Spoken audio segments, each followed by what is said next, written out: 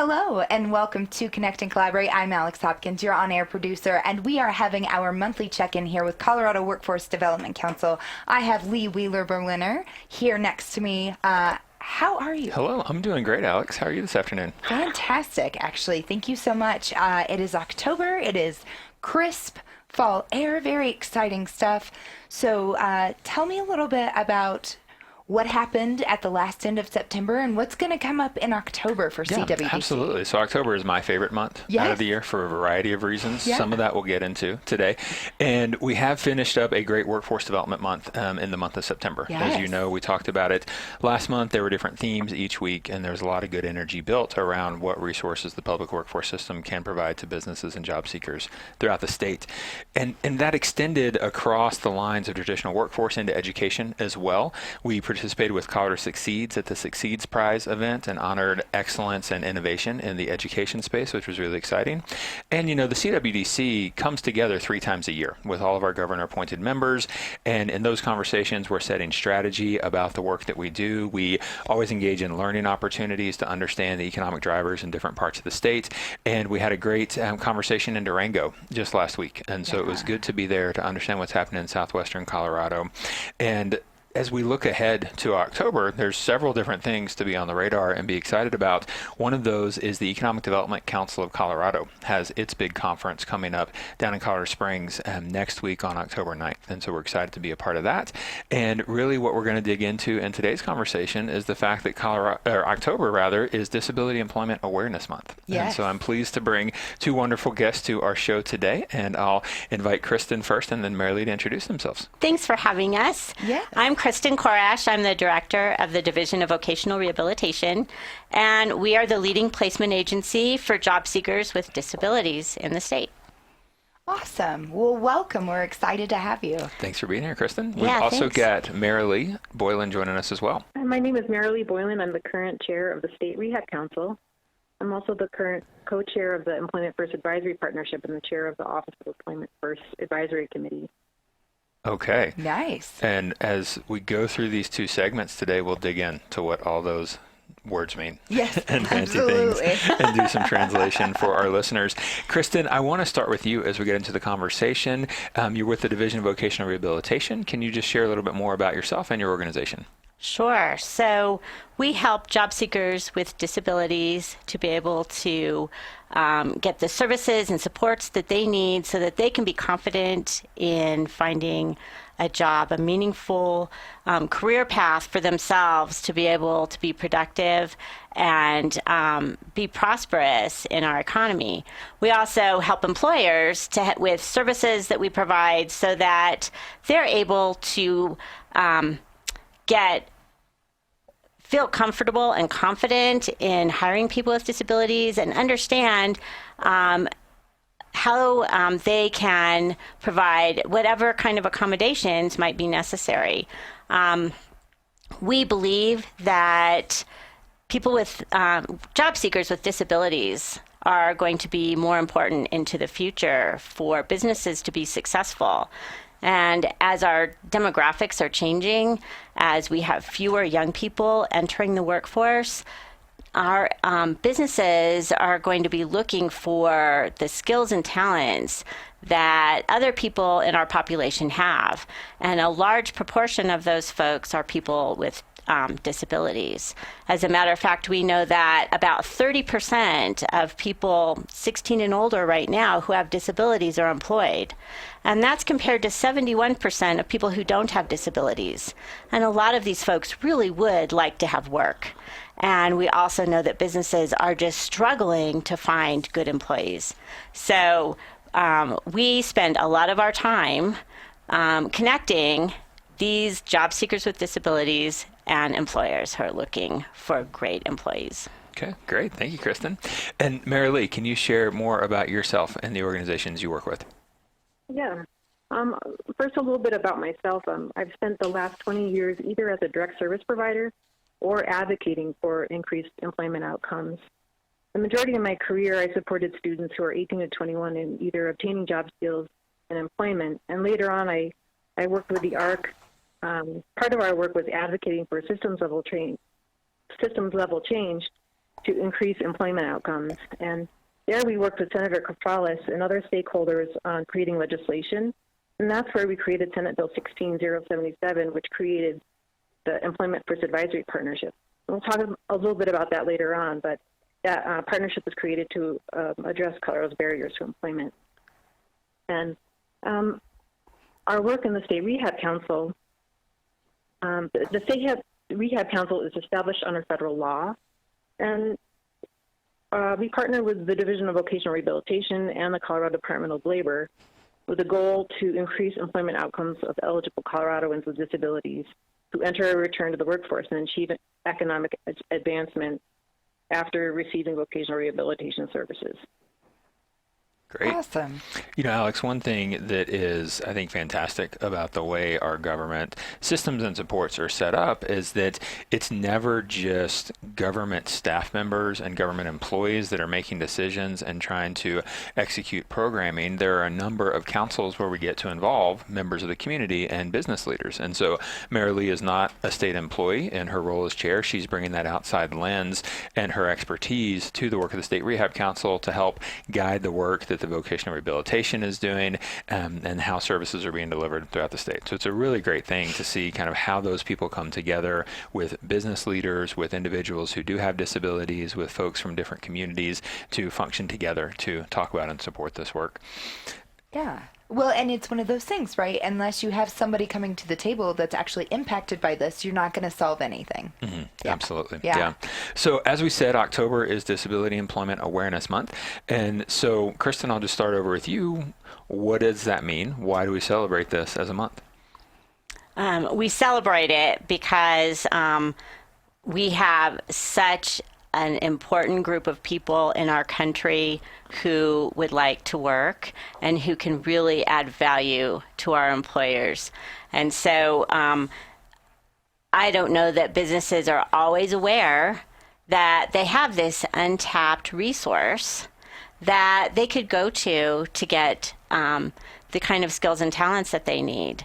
So we celebrate this year nationally.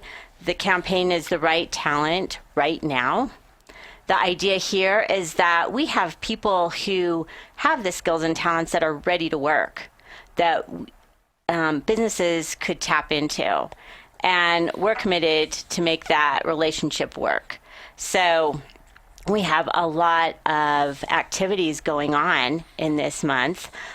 One of them happened yesterday, was our Disability Employment Conference. It was down in Colorado Springs. That was an excellent time, and I was so happy to be invited to that. Mm-hmm. That was really a partnership with the folks down in Colorado Springs, the Workforce Center, the Vocational Rehabilitation Office, the library, and others who were helping to bring all sorts of folks together to really find out how businesses can get those employees. And so we have a lot of other activities going on as well across the state. And people who are interested can go online to our website at colorado.gov/DVR and look for those activities. We have a calendar on that first page of our website, as well as a place where employers can go and click on to get more information for employers. Okay, great. Thank you. Marilee, what would you add in terms of why we celebrate Disability Employment Awareness Month? Well, just some background data. According to the 2017 American Community Survey, there's over 500,000 people in Colorado aged 16 and over with a disability. And 30% of the people with a disability in Colorado are employed, compared to 71% of the people with no disability. This is a really wide gap. And then if you look at other populations, so people with intellectual and developmental disabilities, only 85% are not currently employed. And these statistics are not reflective of their lack of skill, but rather their lack of opportunity. And Colorado has the lowest unemployment rate, one of the lowest unemployment rates in the nation. As employers struggle to look for people to perform the necessary work, they have a really great opportunity in partnering with DVR to find people who are motivated and skilled workers. Great. Yeah. Can I just add one more thing? Yeah. We're doing something called the Shining Stars of VR. We have awarded individuals with a disability, employers who hire people with a disability, and individuals who have supported someone with a disability to be successful in work. This is our 3rd anniversary of this award, and we do this every year in October to help us celebrate Disability Employment Awareness Month. And so that'll be coming up later this month, and I hope that people will look for that. Yeah. A lot of really cool stories about how successful people with disabilities are in the workforce. Mm-hmm. So, Marilee, you had talked about the Office of Employment First, and that being something new that was created in the Employment First Advisory Partnership. Can you tell us more about what those entities are doing and what shifts they've helped to create for Colorado?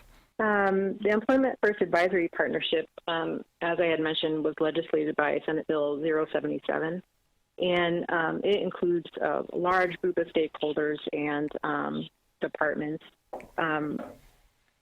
We're working with the Department of Education, Department of Healthcare Policy and Financing, Colorado Department of Higher Ed, Department of Health and Human Services, Department of Labor and Employment, and it also includes people with disabilities, family members, advocates, and others who are interested in this advocacy. And the work is really to identify all the barriers that are for employment across the state, and then to create a strategic plan for to increase the outcomes for people with disabilities across Colorado. So in 2017, we produced a report that outlined 8 recommendations with detailed strategies to increase employment outcomes throughout the state. And I'm thrilled to say that the state of Colorado is in process with 7 of the 8 recommendations. One of the recommendations is to collect and produce data that demonstrate the progress that we've had. And so next year, we'll really be able to see clearly what progress we've made toward increasing employment outcomes for people with disabilities across the state. That's cool. Great. Yeah. So I think when people say the term individual with a disability, or you see visuals and pictures, what comes to mind often is a physical disability and a wheelchair and a lot of the visuals about that. But could either of you just share more about who we're talking about? And is physical disabilities the only individuals you all work with, or does it expand beyond that? So I can share, we really look at cross disability. We look at people with intellectual and developmental disabilities. We serve people with behavioral, mental health disabilities. We serve people with physical disabilities, with visual impairments and blindness, who are deaf and hearing impaired. So any kind of disability that would make it difficult for someone to find employment is who we serve. And we're serving anyone who is interested in working, who has a disability and has that barrier. Mm-hmm. Okay. Great. Thank you for that clarification. Kristin, with the Division of Vocational Rehabilitation, what have been some of the key areas of focus over the last year, and what are some of the impacts that your organization has made? So we've been really excited about the Employment First Advisory Partnership and being part of that, and really taking a little bit of a leadership role in that organization and helping the Office of Employment First to get started on our floor in our administration building, really being supportive of getting a director hired. That director was interviewed. We had an interview panel this last month, and we are moving forward with hiring all of the folks as part of the Office of Employment First and getting that off the ground. And I think that Marilee can speak more to that office. We also have been focused on employment first within our department and in our division. And what that means is that we look at employment first for people. So the idea here is that employment is right for anyone who would like to work, and that we really care about prosperity for people with disabilities. And it's not good enough to just have some job somewhere that doesn't pay well, that has no career pathway. We're really looking for opportunities for people to have a career and be prosperous, have a good life, and be part of the community and be a productive member of the community. So we have a focus on employment first, and that's been great. We've also been really looking at youth pre-employment transition services. This is something that when I think about it, and as I've talked with parents over the past few years, what they've said is they don't want their kid to be stuck in their basement. And many times that's what's happened, is that kids come out of school and their peers go off to college or go off and get a job, and they're sitting in their parents' basement playing video games. And so our goal is to really prepare students for work and to think about work and to have an idea of what they might want to do so that they can either go on to higher education to prepare them for work, or they can start work right away, and that they don't end up in their parents' basement. We've also really been focusing on business outreach, reorganized how we do that, how we provide services to business, really linking with businesses and helping them to feel comfortable, giving them free services for how they can provide accessibility and accommodations for an employee, and really helping them to be able to keep that employee once they get them hired. So that one, and then we have this big goal that we're working on. This big goal is to reduce the prosperity gap for people with disabilities by 10% in 10 years. What that means is that we're going to reduce the gap in employment, the gap in wages, and the gap in people that are in poverty for people with disabilities by 10% in 10 years. We're pretty excited about that, because to have a prosperity goal for every single person with a disability is something that has never happened before. Mm-hmm. So super excited about it. Yes, that's a wonderful goal to have. Thanks. Yeah. And Alex, often on this show we've talked about how there's a focus on ensuring economic prosperity in urban settings in our state as well as in rural settings of our state. We don't talk necessarily as much about the fact that there are parts of the population that haven't had that same access and the same opportunities, and that's really what Kristin and Marilee both get to focus on for individuals with disabilities. So a lot of great stuff happening, and that's a fantastic North Star to really be guiding the work and moving in the right direction. Marilee, from your perspective, you mentioned that there'll be data coming out of the EFAP around some of this movement, and that there's been active work on 7 of those recommendations. What would you say has been really that key area of focus over the last year and some of the impacts? It's been pretty amazing. I think that there's been a lot of energy and motion, really more and more people looking at employment and understanding where the pieces are. The Office of Employment First is going to be a very powerful vehicle for creating these changes. It's being housed within JFK Partners, which is Colorado's University of Excellence in Developmental Disabilities. And the office is going to promote competitive integrated employment for people with disabilities across Colorado. And as Kristin mentioned about Employment First, it, for most of us, working is the vehicle for financial prosperity and independence. But it's also where we find our purpose, our social networks, and many times our spouses. Everyone, no matter the level or type of disability, should have the choice and opportunity to work, no matter the type or level of disability. So that's going to be very, very powerful. And the Office of Employment First, they will be the statewide training agency for Employment First policy and practice, and doing technical assistance. So they really are going to help providers and families, educators, employers, service providers to understand what is Employment First, and then how to support people to become employed. They're also going to develop and deliver disability benefits counseling curriculum. One of the biggest barriers that we found is that many people are afraid of losing their medical care or their support from working, and unfortunately, that's a myth. So with this curriculum, they'll be able to work with people to understand that they can work at the same time as keeping their benefits. And then finally, the Office of Employment First will also be the focal point for employment first communications across the state. And they really will be sharing with people the importance of employment first, what it is and why it's important. Excellent. Now, Marilee, I heard you say a phrase that I think in this room we know what that means, but for those listening, it may merit a little more explanation. And that term was competitive integrated employment. Can you say a little bit more about what that means and why it's part of this conversation and an emphasis? Competitive integrated employment is where people are working in a typical business with other people without disabilities and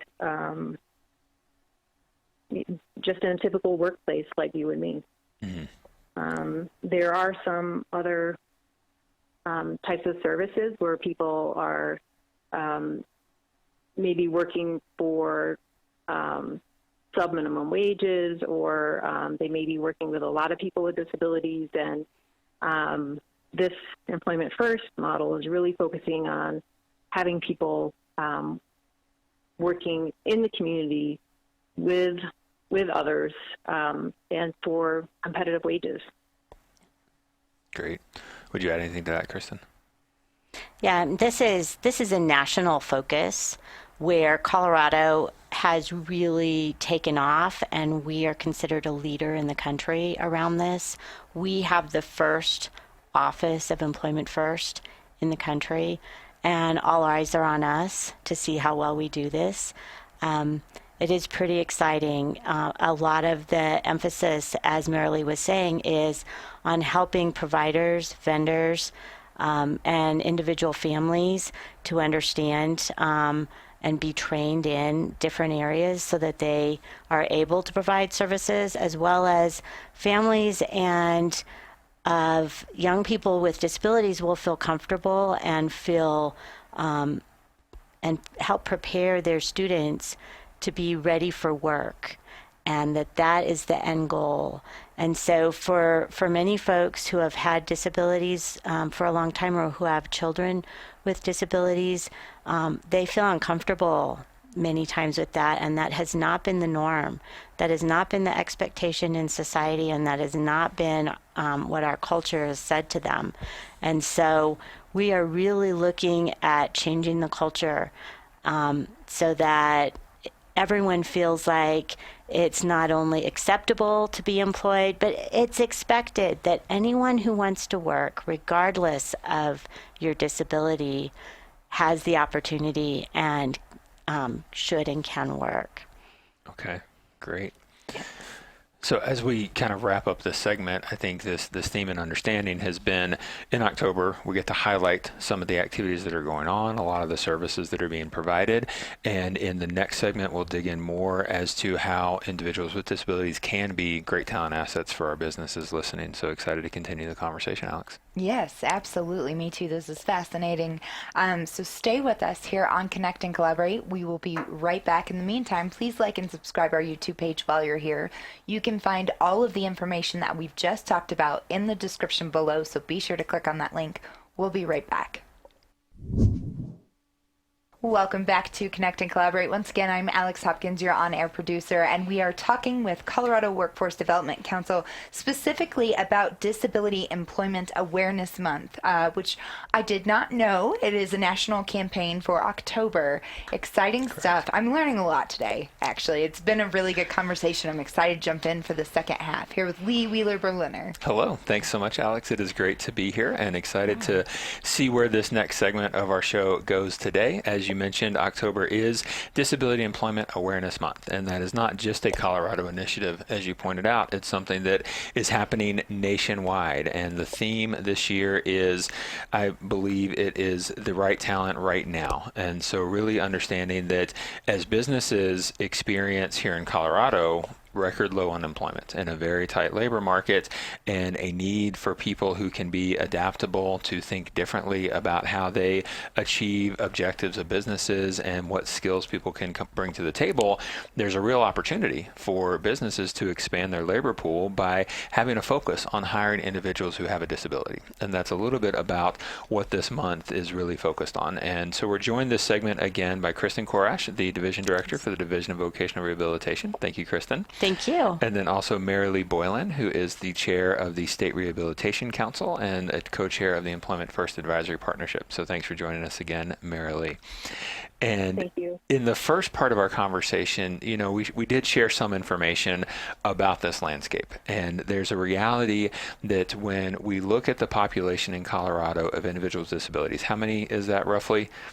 It's over 500,000 people. 500,000 people. Mm-hmm. Okay. So within that group, over the ages of 16, we only see 30% of those working and active in the labor force, compared to more than 70% of the general population. So when we see gaps that exist like that, we have to ask some questions about why, what is going on, why are people who might otherwise be great talent and great contributors as employees on a lot of different businesses and companies, why are they not taking advantage of those opportunities? And annually, the Colorado Workforce Development Council publishes a talent pipeline report. We're going to be getting ready to launch that 2019 talent pipeline report towards the end of the year. Excited to partner with the Colorado Business Roundtable to do some launch and promotion of that. So we'll be back to talk about that in a month or so. And I bring that up now because in the 2018 report, we did some profiles on untapped talent, and really tried to highlight some of these populations that could be great sources for a variety of businesses, but for different reasons, employers are not tapping into that. And so we highlighted individuals with disabilities last year in that report. We're excited to really see what progress has been made and how we can continue digging into this. So to jump back into the conversation with Kristin and Marilee, I said we have to ask ourselves why. Why does this gap exist? So what do you each see as some of the key challenges around individuals going to work and around this idea of disability employment awareness? Well, we started talking about it a little bit in our last segment, but I think it's kind of both sides. The people with disabilities are fearful of working. They're afraid that they're going to lose their benefits, and those benefits include things not just maybe Social Security, disability payments, but also their housing. They could be losing food, access to many services that they now get, and fearful that what do you do if you don't get those services, as well as parents who have kids who they have been taking care of and making sure that they're safe for their entire lives, and to have their kids go off and go to a workplace could also be very scary. So we have that side. We also have the challenge on the employer side, where employers are concerned that what extra resources am I going to need to be able to support this person? And are they really going to add to my bottom line or just add costs? So people who have disabilities have all sorts of abilities and talents. And the cool thing is that these folks have figured out how to manage their disability. So they've figured out how to get places. They've figured out the transportation. They've figured out the support services that they need. The Division of Vocational Rehabilitation has actually helped them with providing services when they need a support person on site with them. And we provide services to businesses to actually help them, guide them through and help them on a one-on-one basis based on their individual needs and the individual needs of the employee, so that both are really successful. I think that it's scary. I think a huge challenge is just the unknown. And until you actually take a chance and see if it will work, you don't know. Our commitment is to make that successful, to make it successful for the business and to make it successful for the employee. And we never want to have someone who is not successful. But if it is not, there is not a problem with as helping someone find a different employer. So no one is stuck. No one is stuck with an employee that doesn't work out. And no employee is stuck with an employer that doesn't work out, right? So we're really looking for that match. So I think that probably Marilee is has some really great examples of some challenges, especially that job seekers with disabilities might have. Well, I want to start and follow up with Kristin's idea that there are a lot of myths about hiring people with disabilities. Mm-hmm. And, I think I found in my work that a lot of employers they'll think that employees with disabilities may be absent more, they might not follow safety procedures, they might not be thorough or accurate. And the interesting thing is, study after study, the data doesn't back those assumptions up. Studies really show that employees with disabilities have the similar attendance records and safety records as their peers. And additionally, studies show that about half of all accommodations, I think that's another worry. Kristin also mentioned that, employers worry that accommodations may be expensive, but really half of the accommodations made by employers cost nothing. So despite these numbers, there's still barriers that are still preventing people with disabilities in finding meaningful employment. Okay. And, I think what's really important to think about is, like any hire, finding the person that's well matched to the position is really a key. Sure. In any type of employer-employee relationship, there's always a question of, here's the job I need done. Does the person have the ability to do this job? And then depending on an individual's disability that they may have, what is that accommodation that they need to ensure that that can be done as seamless as possible? And I want to emphasize something. You mentioned it in our first segment, Kristin, and I hear it coming through a little bit here. But if I'm an employer and I want to better understand accommodations and what that means, and I would like some support in hiring individuals with disabilities, what is that going to cost me as a business to work with you? It's free. All our services are free. Okay, one more time, how much? It costs zero, nothing. Yes. We do not charge businesses for services at all, ever. So we provide businesses with the supports that they need to be successful with their employee, and we provide the services to our employee for them to be successful as well. And so I think that a really big challenge, and it's a challenge even in this economy for any job seeker, is finding that right job. People who are very skilled and don't have a disability struggle with finding a job in a timely manner, let alone someone who has a disability. Trying to even get in the door is difficult. And so we really strive to help those folks to be able to get in the door with the employer. And there is no guarantee on either side. The employee knows that they're responsible for meeting all of the qualifications for the employer feeling comfortable with them.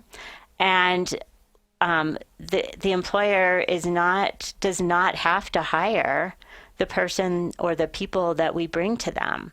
They get to make that decision. So it's a very safe environment. We're hoping that businesses who are looking for someone who have really struggled with filling positions would consider going to our website, looking for a business outreach specialist in their area, and connecting with them. So again, anyone can go to colorado.gov/DVR and look under the employers, the employer portion of the website, and on there is the list of all of the business outreach specialists and what area of the state they work in. So we are there to help you find the talent that you need. And we're there to help people who have a disability. So contact us. And if you have a disability, you can look on our website and see where the offices are that are closest to you, and you can contact those offices. So we're really there to help. We're also here to partner with other organizations within our state. We have a limited amount of funding. We're only able to help so many people. And there are a lot of partners that we have across the state that we're counting on to help us out. The workforce centers, the one-stop centers across the state are incredible partners for us in order to help folks find meaningful employment and a career path that helps them into the future. And the goal here is that this is not the last job anyone gets. This is a first step on your career path to get, right, to be prosperous for your whole life. So I'm excited about the things that we're trying to do to help get eliminate or reduce those challenges, and we're just continuing to work on those. Yeah. I think, as Marilee had mentioned before, our benefits counseling is a huge piece of that. So we're working to try to get benefits counselors across the state so that people who have a disability can find out exactly what will happen to their benefits when they start working, and encourage them that they can work and they can be out there and they can be part of the community and they can be productive and they can meet people when, right? That's what most of us spend most of our time at work. That's how we get to know people. That's how we make friends. That's how we meet our spouses. So if you do not have that experience, it's pretty lonely and it's pretty desolate and it feels pretty hopeless. So that is one challenge. Another is helping people who have not been employed for a while to get employed, because when you're out of employment, when you're out of work, no matter what, whether you're part of the unemployment insurance system or where for whatever reason it might be that you're not employed, it's harder and harder and harder to get to work. Our self-confidence declines, our feeling like we're valuable declines, and getting us to be able to get to work is tough. So one of our huge goals is to get people to work quickly, to take less time to get into the system, less time to get services, and to be prepared so that we can get people to work as quickly as possible, because it's especially important for youth, but it's important for everyone that if you can get to work and start on your career path, the better off you will be and the more confident you will feel, and the better you will do. So, Kristin, in your explanation about some of the challenges, what I'm hearing is that there's really a knowledge gap, and businesses are not maybe aware of the resources that can be provided to them at no cost, and individuals may not be fully aware of what the impact is if they seek out employment and obtain employment. So what are the activities that you see happening now or are planning to go into effect that will really address that knowledge gap and address that awareness issue? All right, so we're doing some wonderful things with the Office of Employment First. That legislation was just passed this last spring, and so we're just getting it off the ground. We're super excited about this opportunity to provide resources for training for vendors and families around people who have behavioral health or mental health issues, as well as people with individuals with developmental and intellectual disabilities. So how to serve them best, how to help them get into the workforce, so that our vendors, our providers actually are more knowledgeable about how to help this population. In addition, we're providing a lot more information around benefits counseling. So not only is the Office of Employment First looking at doing some tools available to anyone that would be available on a website so that folks could look for themselves and kind of see if it would be safe and how they would get more information about what would happen to their benefits and who could they contact, but also so that across the state that we have more benefits counselors. So in our division of vocational rehabilitation, we've actually hired a person who is responsible for not only helping our counselors who are in our division of vocational rehabilitation really understand benefits counseling and how to use a benefits counselor, but also how to get more benefits counselors. So we're doing and supporting training across the state, and we're also doing some fidelity around that so that we know that benefits counselors are giving folks good information, because it really would be terrible for them for anyone to lose their benefits as a result of working. So we really want to make it as safe as possible and to give them a really good experience around work, because work is scary. If you have never gone to work, it's really scary to go to work. Even if you have, it's scary. A new job is really stressful, right? And your first job is really stressful. So a lot of the work that we're doing and a lot of work in the Office of Employment First will be around creating that awareness, so what is truth around all of these issues? So we debunk a lot of the concerns that folks have. We're still working on how do we get employers involved. We would love to get more employers involved. And I know that Marilee has some great ideas about some things that have been done nationally and that we've tried in our state, but that we'd like to try again around involving employers. So we're looking to create Disability In here in Colorado. And it's a national organization that creates a business-to-business network.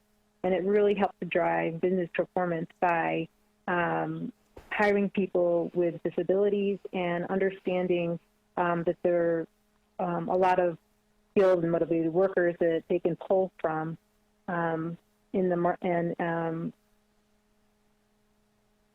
it also provides businesses to network with each other to learn more about disability inclusion practices. Over the years, I've found the best way to encourage businesses to hire an inclusive workforce is for businesses to share their experiences with each other in hiring people with disabilities and discussing what their return on investment has been, the motivated employers that they've hired, and how their businesses have better outcomes because of those hires. And it's very powerful to have, it would be very powerful to have a Colorado business in a Disability In network that would provide valuable resources for local employers and support businesses in hiring a diverse workforce that includes people with disabilities. And Marilee, I think those are excellent points, and we see that trend in a lot of the different initiatives that the CWDC supports, that I can get out in front of an audience and I can tell them how great something is, but it's very different when I have a business leader stand up and say what that's meant in her or his company and how that really plays out. And so if you're an employer out there that you have currently hired individuals with disabilities and you've seen those positive impacts, get in touch with us. Let us know, and we'd love to help share your story and create some opportunities for you to share that story with others so that we can promote the idea of inclusivity and create more opportunities throughout the state. Also, I'll mention that the State Rehabilitation Council that Marilee chairs, I sit on that group as well. There are specific slots for business members and for business leaders. And so if there's individuals who are running companies and you want to have an opportunity to share your voice and help create some of these policies and shift some of these ideas for our state, we would love to connect with you as well. The State Rehabilitation Council meets just 4 times a year. So it's easy to get integrated into that group. I was also going to mention that with your idea of the SRC recruiting businesses, that we would really love the business perspective on labor gaps, future industry needs, and their opinions on really effective ways to market DVR services to businesses across the state. We would really appreciate their opinion and perspective on those issues. Awesome. We have just a couple minutes here left. Marilee, I would like to know what you're most excited to see in the next year ahead. I think the thing I'm most excited about is seeing a lot of these initiatives. We're really only started, and now we're getting into the implementation phase. And so I'll be really excited to see the Office of Employment First start implementing the knowledge about Employment First throughout the state, and see how that excitement spreads for the community wide, whether it's an individual, a family member, or a business, and getting new employees. But I'm excited to look 1 year from now and see what the impact has been from the office. Yes, absolutely. I completely agree with that. Fantastic conversation. Lots of great resources that you both have provided here today. Once again, that will be in the description below, so be sure to click on that link. You can find more information at cobrt.com/radio-podcast. Look up CWDC, look up Colorado Workforce Development Council, look up Lee Wheeler Berliner. You can find all of these past shows, but particularly this one will be about Disability Employment Awareness Month, which is all of October. Again, that is a national It's a national campaign. Campaign. We're really excited to see what takes place over the next year and how Colorado can be a leader nationwide in this concept of employment first, and really look forward to being back here in October of 2020 to share some of those great results and see the progress that's being made as we as a state, we go after that prosperity gap that you mentioned, Kristin. So definitely a lot of work on the horizon. Marilee, Kristin, I really appreciate you both joining us today and sharing your time and expertise with us. Yes, absolutely. Thank you for having us. Our pleasure. Thank you, Lee. Awesome. Have a wonderful day.